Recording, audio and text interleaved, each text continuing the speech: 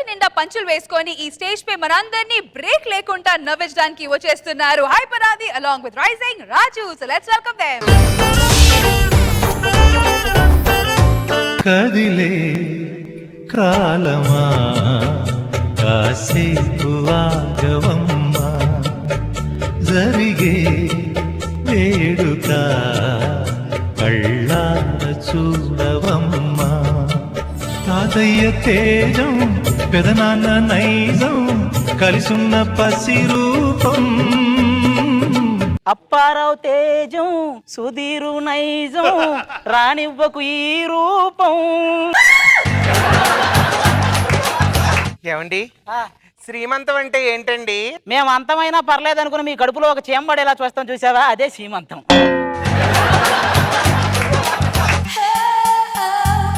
ఇదేంటండి వేస్తున్నారు? నీ సైజు గాజులు ఊరంతా ఎత్తుకున్నా దొరకలేదే. రింగులేసి డబ్బులు సంపాదిస్తాం కదా, నేను డబ్బులేసి రింగులు సంపాదించా. అసలు శ్రీమంతం రోజు గాజులు ఎందుకు వేస్తారండి? నీ మొగుడు గాజులు దొడుక్కునే టైపు కాదు, ఈ బిడ్డ నా బిడ్డ అని చెప్పడానికి.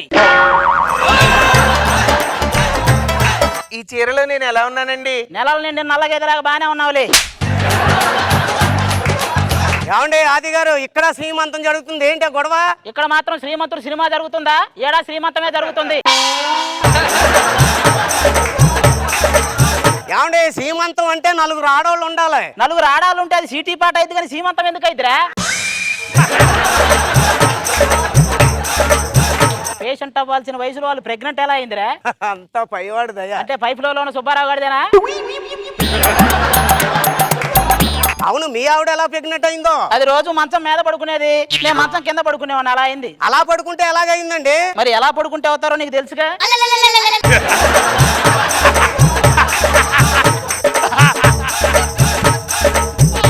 100 ఎపిసోడ్ అంటే 100 బెలూన్లు కడతారనుకున్నా గానీ ఇలా 100 సంవత్సరాల వ్యక్తికి పిల్లలు పుడతారని నేను అనుకోలే. ఏం మాట్లాడుతున్నారండి మీరు? మొన్న 30 దాటింది. 100 కూడా 30 దాటాకే వస్తది. చిచ్చి, నా తల్లి బుజ్జి. నానా, నువ్వు పుట్టిన తర్వాత పెద్ద కలెక్టర్ అవ్వాలి నాన్న. కడుపులో ఉన్నప్పుడే కలెక్టర్ కావాలనుకుంటారు, పుట్టాక వాడు ఏ కండక్టర్ అవుతాడు. నన్ను చూసి నేర్చుకోండిరా. చిన్నప్పుడు ఏం కావాలనుకున్నానో అదే అయ్యాను. ఏం కావాలనుకున్నా? పెద్దోని కావాలనుకున్నా అయ్యా. ఇదిగో, నీ కడుపుని చచ్చిపోయిన మా అమ్మ పుడతదా, లేకపోతే బతుకున్న మీ అమ్మ పుడతదా? మీకు పుట్టడమే ఎక్కువ, మళ్ళీ రంభ పుడతదా రమ్యకృష్ణ పుడతదా అని చెప్పి లెక్కలు. నీకు మాత్రం కొడుకు పుడితే శ్రీమన్నారాయణ అని పేరు పెట్టు. కైకాల సత్యనారాయణ అని పెట్టుకో, కరెక్ట్గా ఉంటది. మామూలుగా నీకు పిల్లలు పుట్టారనుకో, ఒకవేళ పుట్టారనుకో, వాడి ఫస్ట్ పుట్టిన రోజుకి నీకు షష్ఠి పూర్తి రోజు వస్తుంది. వాడి చేతికి పలకొచ్చే టయానికి వీడి చేతికి కర్ర వస్తుంది. వాడు ఇంకొక అమ్మాయి మేలో దండేసే టయానికి వీడి ఫోటోకి ఆల్రెడీ దండేసి ఉంటారు గోడ మీద. చిచ్చి, నీతో మాట్లాడటం అనవసరం, మనం లోపలికి వెళ్ళిపోదాం పదమ్మా. ఏమండి, నాకు పుల్లటి మామిడి పళ్ళు తినాలని ఉందండి. 3వ నెల అప్పటి నుంచి 3 లారీలు మామిడికాయలు తింది. ఇలా తింటూ కూర్చుంటే పిల్లకాయలు కాదు మామిడికాయలు గెలబుట్టిద్ది. కుంకుమ పువ్వు అయినా తింటానండి. ఏ పువ్వు పడితే ఆ పువ్వు తింటే చివరికి ఏ ఎరు పువ్వు పుడతాడు. ఏమండి, నొప్పులు వస్తున్నట్టున్నాయండి. ఏమండి ఆది గారు, మా ఆవిడ కూడా నొప్పులు వస్తున్నాయండి. మీ ఆవిడ ప్రెగ్నెంట్ అయిందా పైలట్ అయిందా? ప్రెగ్నెంట్ అయింది. మరి ప్రెగ్నెంట్ అయితే నొప్పులే వస్తాయిరా. డాక్టర్, ఎక్స్క్యూజ్ మీ, ఇక్కడ ప్రెగ్నెంట్ ఎవరండి? నేనే. కోసి తీస్తావా తీసాక కోస్తావా? వెనకటికి దీని లాంటిదే. కరెంటు కుక్కర్లో అన్నం వండమంటే అగ్గిపెట్టి ఎక్కడా అని అడిగిందంట. మీరు నా దగ్గరే ఉండాలండి. నేను దగ్గర ఉన్నంత మాత్రం నాగార్జున ఏం పుట్టాడు, నాలంటోడే పడతావు. లోపల పో. ఏమండి టెన్షన్ పడుతున్నారా? లేదు, నీళ్లు పడుతున్నారా? ఒక బిందె నీకు కూడా పట్టిమంటావా? అర్థం కావట్లా ఏం జరుగుతుందో. ఏమండి, ఈ రోజుల్లో డాక్టర్లు నమ్మకూడదండి. మొన్న మా ఆవిడ కంట్లో నలిసిపడిందంటే 1000 ఖర్చు అయింది. మొన్న మా ఆవిడ కంట్లో చీర పడితే షాపింగ్ 10,000 ఖర్చు అయింది. నేను చెప్పుకోవాలి.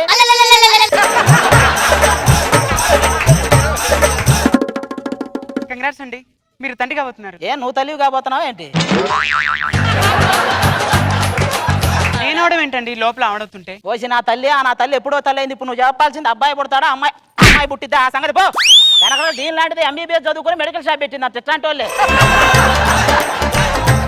ఇంకా ఏంట్రా చూస్తున్నావు? మీ ఆవిడకి చేపించవా ఆపరేషన్? నీకులాగా ఇంట్లో ఏను కార్పొరేట్ హాస్పిటల్ వేస్తాను. కార్పొరేట్ కోకోనట్టు కాదు, కార్పొరేట్ హాస్పిటల్. నేనన్నదే అదే. పెళ్లికి నేర్చుకో. తెలుసులే మాకు. కొన్ని సంవత్సరాల తర్వాత గుమ్మడి గుమ్మడి ఆడిందంటే అమ్మాడి డాడీ ఊపిరిలో మురిసే కూచిపూడి తాతయ్య తాతయ్య తాతయ్య ఏమే వీళ్ళకి డాడీ అని నేర్పించలేదా నువ్వు? ఎందుకు నేర్పలేదండి? రోజుకి 3 సార్లు డాడీ డాడీ డాడీ అనమన్నాను. వాళ్ళేమో డాడీకి డాడీ డాడీ అనుకుంటారు. నన్నేం చేయమంటారు? అంటే ముత్తాతని ఫిక్స్ అయిపోయామన్నమాట.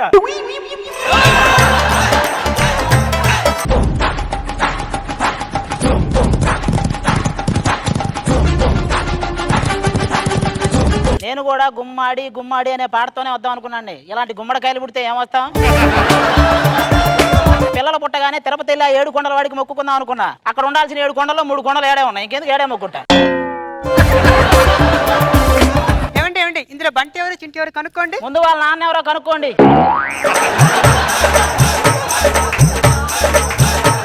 ఏమండి ఆది గారు, మీరు అలాగే అంటారు కానీ మా ఇద్దరమయ్యని మా ఇద్దరు పిల్లల్ని చూస్తే మీకేమనిపిస్తుంది? 2 వన్యమృగాల మధ్య లవకుశలు చిక్కుకుపోయినట్టుంది.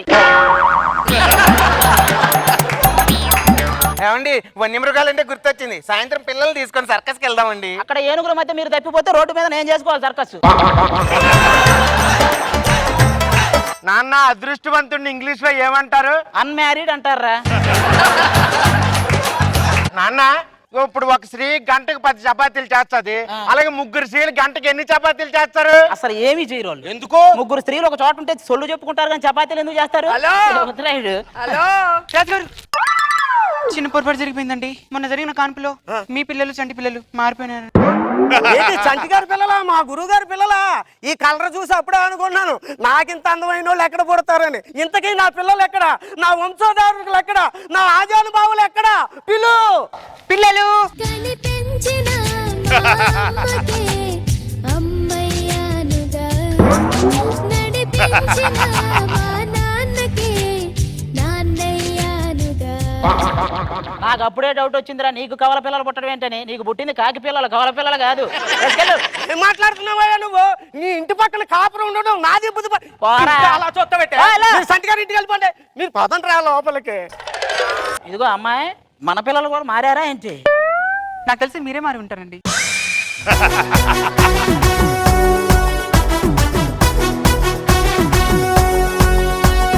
Let's start with my Majnu Nani.